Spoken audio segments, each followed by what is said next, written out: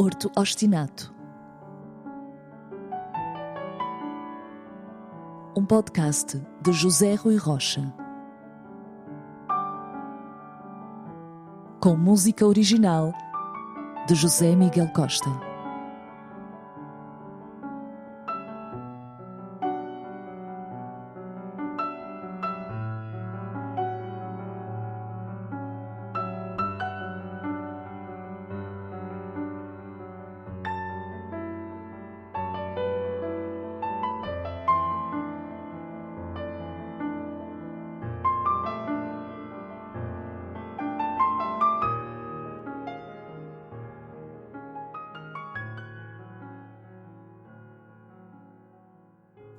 Olá, bem-vindos àquele que é o primeiro episódio de Horto Obstinado. A forma incontornável de principiarmos é com livros. Um, em particular, multipremiado e traduzidíssimo, livro que corre já às 200 de edições, revelou-se nos últimos tempos como um lugar fundamental de encontro entre o leitor e o livro. Falamos de O Infinito num Junco, escrito por Irene Vallejo, filóloga espanhola devotada à cultura clássica com chancela de Bertrand. Traduzido por Rita Custódio e Alex Terradellas, O Infinito num Junco é uma obra híbrida, ensaio, crónica, livro de viagens, de memórias, errância e aventura sobre a invenção do livro e a sede de leitura. Trata-se de um título que interroga a invenção dos livros, a sua história e transfiguração, através de uma entusiasmante viagem no tempo, dos aedos das narrativas heroicas onde poemas como a Ilíada e a Odisseia viajavam ainda pela via oral, às telas que muitos auguram ser o próprio apocalipse do livro. Diante desta obra, o leitor acha-se, pois, imerso num grande paradoxo. Ler O Infinito num Junco é para o leitor tomar consciência da sua origem num mundo extinguido e que somente pode conhecer através do seu desaparecimento. Justamente, o tempo de palavras aladas, onde cada poeta podia utilizar de forma livre os cantos tradicionais, as histórias e os mitos, subtraindo aqui e adicionando além, esse tempo em que seria tarefa impossível fazer entender o conceito de direito de autor, deu lugar a um outro, por via da lenta, maravilhosa e silenciosa criação do alfabeto, em que os textos puderam principiar um fluxo interminável, uma vez que já não se encontravam sujeitos à economia da memória, antes cristalizados. Esta errante mutação é, em suma, um reflexo justo ao nosso próprio crescimento enquanto seres humanos. Também nós principiamos a nossa vida a tartamudear, atravessando tempos de hesitação e gaguejo, até à conquista deslumbrante e maravilhosa da leitura. No princípio, as palavras existem somente na voz, e as letras, essas, respondem apenas à autoridade mágica dos adultos, que as fazem significar. Cada leitor é, pois, um fiel depositário dessa movência longínqua cumprida pela humanidade, da oralidade à escrita, da voz à leitura silente. Justamente, no primeiro livro do Pentateuco, o mito da gênese do mundo evidencia-nos um facto. Tudo o que existe criou-se pela fala. Ela criou o homem e deu-lhe voz. O fiat original é fónico, portanto. Mas de onde nasce essa fala criadora? E para onde tende?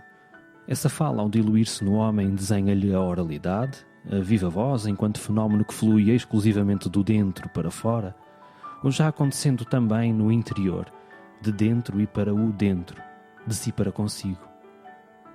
Não terá sido a voz interior, o assombro, o desejo, a necessidade, o imperativo sobrevivente, a memória, enfim, a leitura do mundo. Não terá sido essa a primeira voz do homem. Pensamos que ela é inextrincável da existência humana e a origem seminal da criação de sentido. O que hoje chamamos de leitura interior, pensamos, é a depurada manifestação de um universo que nos habita desde o tempo menino da criação e evoluiu connosco, tornando-nos à sua imagem complexos. Irene Vallejo deu-nos um livro de aventuras e de viagens antagónicas, nos campos de batalha de Alexandre e da Biblioteca de Alexandria à Biblioteca Ricardiana em Florença, atravessando os corredores da Universidade de Oxford e da Biblioteca Bodleiana. O Infinito num Junco é em simultâneo uma história íntima, onde a autora revela, num entrançado de evocações, a gênese da sua sede de leitura, que não será, diga-se, tão distante da fonte onde nascem os caudais singulares de cada leitor. Assiduamente dada como a era do fim do livro, este cedo breve que habitamos e chamamos de nosso. Talvez seja um tempo, isso sim, onde aquele que era a geografia central da energia da civilização se tenha visto relegado para um papel secundário, contíguo às severas fronteiras da insignificância, mais de indiferença. Colo na solidão e alimento, o livro viveu, de resto, sempre no afiado gume da incerteza, quase que adivinhando o alerta de Guimarães Rosa: viver é muito perigoso. É de uma transformação que se trata e não de fim. O que sabemos nós do fim? O livro vive em metamorfose constante, mas permanece esse universo afirmado por Humberto Eco. O livro é da ordem tecnológica da roda, da colher e da faca, da bicicleta e da mesa. Por mais que redesenhemos uma colher, uma mesa ou uma bicicleta, elas jamais nos serão irreconhecíveis. Por mais que reinventemos o livro, ele será sempre reconhecido como tal, independentemente das transformações manifestadas. Ninguém se banha duas vezes no mesmo rio porque as águas mudam, disse Jorge Luís Borges, brandindo Heráclito. Mas o que é mais terrível é que nós não somos menos fluidos do que o rio. De cada vez que lemos um livro, o livro não é o mesmo, a conotação das palavras é outra. Além disso, os livros estão carregados de passado. Justamente, os leitores foram enriquecendo o livro. O livro que é, recordando Lídia Jorge, uma escultura de puro pensamento, onde vibra o prolongamento da infância do mundo. É ao leitor a quem cabe reunir-se em torno desse fogo antigo e continuar o incêndio da memória, o acender da esperança em torno dessa capital fonte de sentido. Irene Valero tece neste seu maravilhoso título um elogio às bibliotecas, aos livreiros, aos vendedores ambulantes desses templos de palavra e àqueles que as transformam, ressignificam, traduzem, reinventam e constroem. E neste cumprimento mostra-nos duas vias fundamentais para o entendimento e lucidez: o silêncio e a palavra. Palavra e silêncio são dois pilares capitais para o discernimento e invenção do mundo, e o livro tem sido o errante guardião de ambos. Um guardião combatido ao longo dos séculos, um guardião que não poucas vezes foi destruído, queimado, para que sobre as suas cinzas se empreendesse a edificação de um compêndio de enganos, um sacrário absoluto e irrefutável, preenchido de versões interesseiras e seletivas da história. Um guardião que denuncia, pergunta, inventa, pensa, provoca, ofende e revela, e que precisamente por isso é ainda hoje dolorosamente perseguido e violentamente caçado. Sabemos que as civilizações se transfiguram em lenta erosão, mas as selvagerias repetem-se, num arrepiante extremo ato de ignorância. Como um eco do que Arturo Pérez Reverte anotou enquanto correspondente de guerra por entre as feridas ácidas do cerco de Sarajevo, nós acrescentamos que queimar um livro é queimar o espírito humano. Esquecer, ignorar, desprezar o livro é desprezar o espírito humano. Poderá sobrar algo, mas então seremos outra coisa, sem sentido e em plena boda do desprezível. Mas não nos deixemos enredar ingênuos no discurso romântico, majestoso e elogioso que demasiadas vezes perpassa o presente no que respeita ao livro e aos seus benefícios. Não é disso que se trata. Sobre estes benefícios, justamente, Hannah Arendt alertou-nos, aludindo à figura do filisteu educado, figura cada vez mais parasitária ao campo literário, que a questão não se centrava em que este lesse os clássicos, mas que o fizesse imerso no propósito periférico de se autoaperfeiçoar, desconsiderando que Aristóteles, Platão, Ésquilo, Plauto, Shakespeare, Corneille ou Racine pudessem ter muito mais a propor-lhe do que apenas o modo como melhor se educar. Há outras formas de nos relacionarmos com o livro e a leitura, mais despojadas, sóbrias, íntimas, e menos contíguas aos cimos do mostruário e aos diademas da vaidade, num colecionismo de factos, títulos e fábulas. Um livro, por mais que o pareça, não é uma saída, antes uma via arriscada. Pode ser o porão ou o ventre negro do grande peixe que tragou Jonas, pode ser. E conta que o livro pode muito bem regurgitar-te onde não desejas, mas onde é necessário que escutes, duvides e imagines. A leitura não é um processo despoluído, puro e todo luz. Há sempre a hipótese de escapares e fingires que nenhuma nuvem, sombra ou névoa, nenhum medo te envolveu. Como há também a hipótese de estares a ler outra coisa que não literatura. Talvez este discurso hegemónico hoje instalado no elogio infindo do livro e da leitura contenha em si perigos, quando não o seu próprio predador. Porém, se não ingênuos, também não cínicos. Há uma urgência da palavra profunda, digamos mesmo verdadeira. Há uma iminente precisão de exigência e excelência. É capital a atenção e o alerta ao que pode muito bem vir a faltar-nos de modo quase irremediável. E é neste sentido que o elogio do livro, quando indómito e franco, pode alcançar geografias e oportunidades capazes de uma séria proposta de transfiguração.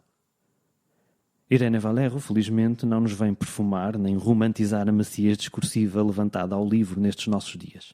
Antes escavar bem fundo, independentemente dos odores, náuseas, dores e cicatrizes expostas. O infinito num junco relembra-nos, acaso estejamos esquecidos, que a civilização que inventou o livro é igualmente responsável pela criação, em perene errância, da leitura como hoje a cumprimos. Em consonância com José Tolentino Mendonça, admitimos que esses que inventaram o livro e nos conduziram da leitura em voz alta ao silêncio íntimo, guiaram-nos igualmente ao milagre da imaginação e ao encontro connosco próprios. Inventaram-nos a escuta, a atenção, a paciência e a perseverança.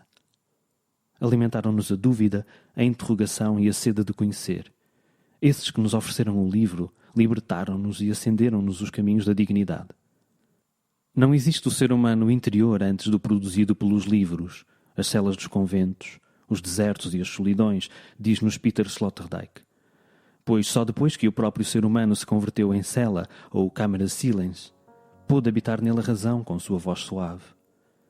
Quem nos ofereceu o livro, ofereceu-nos a compreensão dos mundos possíveis, a criatividade para sonhar os impossíveis e a singular experiência do sonho e da imaginação para, em caminho contínuo e vacilante, nos aproximarmos dos mistérios inefáveis, de revelação em revelação.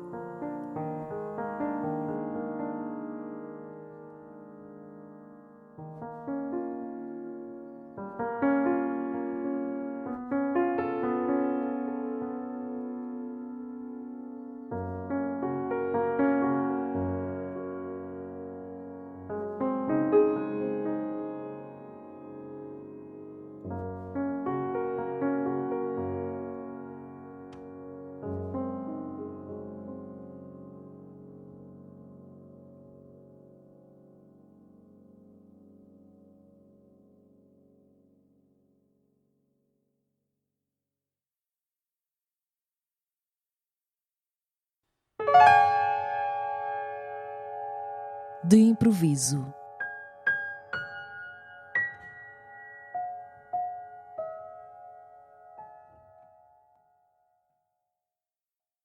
É com música que terminamos. Palavra e silêncio é a leitura desafiante que José Miguel Costa fez vertendo ao piano as fundamentais do nosso encontro de hoje. O Artur Ostinato volta em outubro. Até lá.